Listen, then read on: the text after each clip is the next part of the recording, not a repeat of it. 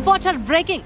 എലത്തൂരിലെ 26-കാരിയുടെ കൊലപാതക കേസിൽ പ്രതിയായ വൈശാഖൻ ദുർമന്ത്രവാദികളെ സമീപിച്ചിരുന്നുവെന്ന് പോലീസ്.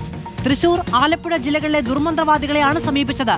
യുവതി തന്നിൽ നിന്ന് അകലാതിരിക്കാനാണ് വൈശാഖൻ ദുർമന്ത്രവാദികളെ സമീപിച്ചത്. ദുർമന്ത്രവാദം ഫലം കാണുന്നില്ല എന്ന് വന്നപ്പോൾ യുവതിയെ കൊലപ്പെടുത്തുകയായിരുന്നു എന്നും വിവരങ്ങൾ വരികയാണ്. ഷാഹിദ് റഹ്മാനുണ്ട് നമ്മളോടൊപ്പം. ഷാഹിദ്, എന്താണ് സംഭവിക്കുന്നത്? എത്രാമത്തെ തവണയാണ് നമ്മളില്ല എന്ന് വിചാരിക്കുന്ന ഒന്ന് നമ്മുടെ മുന്നിലേക്ക് വീണ്ടും വീണ്ടും വരികയാണ്. മനുഷ്യരെ കൊല്ലാനടക്കം തയ്യാറാവുകയാണ്.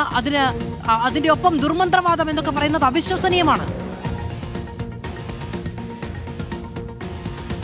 മാധു, നമുക്കറിയാം ഈ പെൺകുട്ടിയെ വൈശാഖൻ എങ്ങനെയാണ് കൊലപ്പെടുത്തിയതെന്ന്. അതിക്രൂരമായിട്ടാണ് കൊലപ്പെടുത്തിയിട്ടുണ്ടായിരുന്നത്. പ്രത്യേകിച്ച് മരണവെപ്രാളത്തിൽ പോലും ആ പെൺകുട്ടിയെ ലൈംഗികമായി പീഡിപ്പിച്ചാണ് കൊലപ്പെടുത്തിയിട്ടുണ്ടായിരുന്നത്. ഏറ്റവും ഒടുവിൽ ഇപ്പോൾ പോലീസിൽ നിന്ന് നമുക്ക് മനസ്സിലാക്കാൻ പറ്റുന്ന വിവരം എന്ന് പറയുന്നത് ഈ പെൺകുട്ടി ഇയാളിൽ നിന്നും അകന്നു പോകാതിരിക്കാൻ, അതായത് ഈ വിവരങ്ങളൊന്നും പുറത്തു പോകാതിരിക്കുവാൻ വേണ്ടി ദുർമന്ത്രവാദിയെ സമീപിച്ചു എന്നുള്ള വിവരമാണ് ഇപ്പോൾ മനസ്സിലാക്കാൻ സാധിക്കുന്നത്.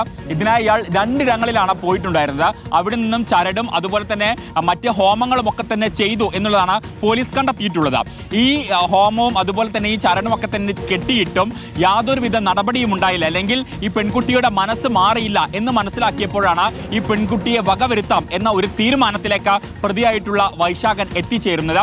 ഏറ്റവും ഒടുവിൽ ഈ പെൺകുട്ടിയെ കൊല ചെയ്യുകയാണ്, അതിക്രൂരമായി കൊല ചെയ്യുകയാണ് ചെയ്തിട്ടുള്ളത്.